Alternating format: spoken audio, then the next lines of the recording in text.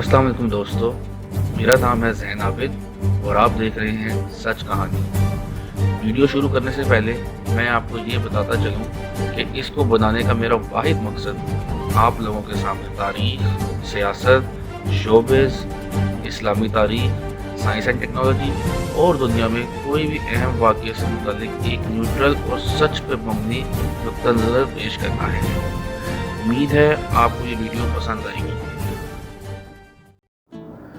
دوستو، ہندوستان پر قریب 1000 سال تک مختلف مسلمان خاندانوں نے حکومت کی ہے، جس میں سے 300 سال کی قریب صرف مغلوں کے ہیں۔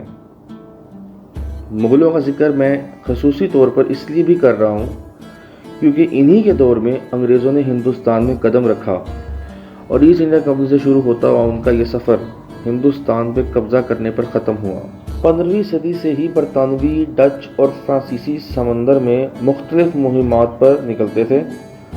ان کا مقصد سمندر کے اس پار ان جگہوں پر جانا ہوتا تھا جہاں ان کے مخالفین کے قدم نہ پڑے ہوں، تاکہ وہ وہاں کے لوگوں سے لوٹ مار کریں یا پھر تجارت کر لیں۔ یہ سلسلہ قریب 200 سال تک ایسے ہی چلتا رہا۔ اس عرصے میں برطانوی، فرانسیسی اور ڈچ نے ہندوستان میں زیادہ آنا شروع کر دیا، کیونکہ یہاں پر انہیں اپنے مصالحہ جات وغیرہ بیچنے کے لیے بہت اچھی مارکیٹ مل گئی تھی۔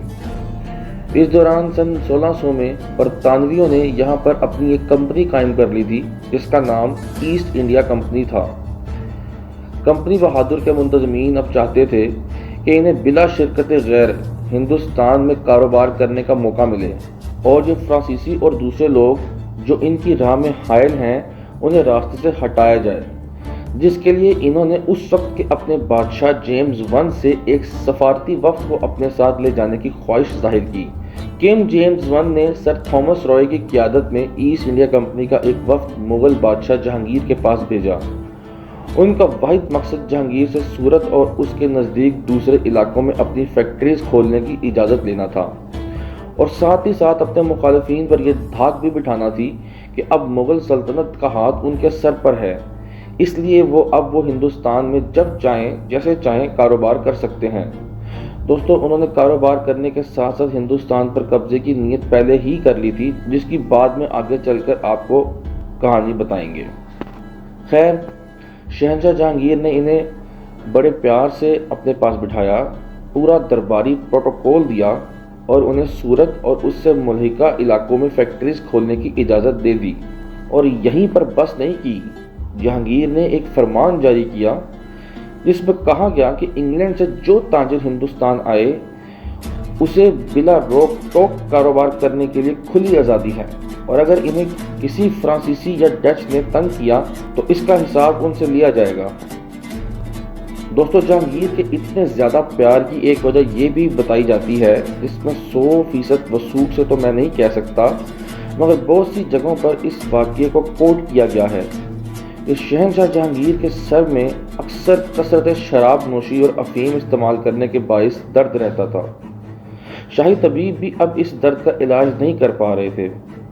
جب سر تھامس رائے جہانگیر کے دربار میں پہلی دفعہ حاضر ہوا، اس وقت بھی اس کے سر میں بہت درد تھا۔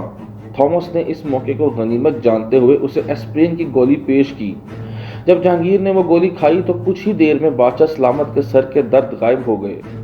بادشاہ سلامت ان پر فرفتہ ہو گئے اور کنگ جیمز ون کی شان نے بھی تعریف بھرے خطوط بھیجے۔ تو دوستو، یہاں سے شروع ہوتا ہے ایسٹ انڈیا کمپنی کا سفر۔ انہوں نے جہانگیر سے لی ہوئی اس اجازت کو بہت ناجائز استعمال کیا، سورت میں فیکٹری کھولنے کے نام پر وہاں اپنا قلعہ تعمیر کروایا اور عذر یہ پیش کیا کہ اگر فرانسیسی ہم پر حملہ کر دیں تو ہم اپنا اور آپ کا دفاع کر سکیں۔ خیر، یہ سب سلسلہ 1707 تک اورنگزیب کی وفات تک ایسے ہی چلتا رہا۔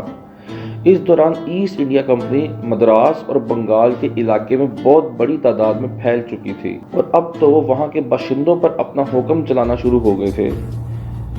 یہاں سے قصہ شروع ہوتا ہے ان کی گریٹ گیم کا۔ اورنگزیب کے مرنے کے بعد مغل سلطنت زوال کا شکار ہونے لگی، اور اس زوال کا فائدہ اٹھا کے ایسٹ انڈیا کمپنی بھی اپنے پنجے ہندوستان میں گاڑنے لگی تھی۔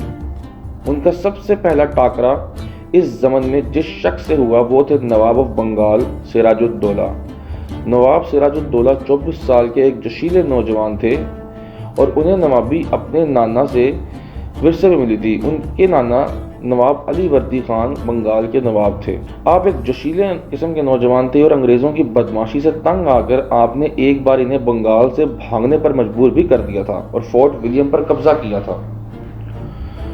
مگر پھر ایک ایسا واقعہ ہوا جس نے بنگال کی تاریخ کا رخ بدل کر رکھ دیا۔ رابرٹ کلائیو کون تھا اور اسے ہندوستان کس لیے بھیجا گیا؟ میر جعفر کا نواب سراج الدولہ سے کیا اختلاف تھا؟ اور جنگ پلاسی کی کہانی بھی آپ کو سنائیں گے، مگر تحریک پاکستان کی اگلی قسط میں۔ جی ہاں دوستو، تو کیسے لگی آپ کو ہماری یہ ویڈیو؟ کمنٹس میں ضرور بتائیے گا، اور اس ویڈیو کو زیادہ سے زیادہ لائک اور سبسکرائب کریں تاکہ اس طرح کی مزید انفارمیٹیو ویڈیوز ہم آپ کے لیے لا سکیں۔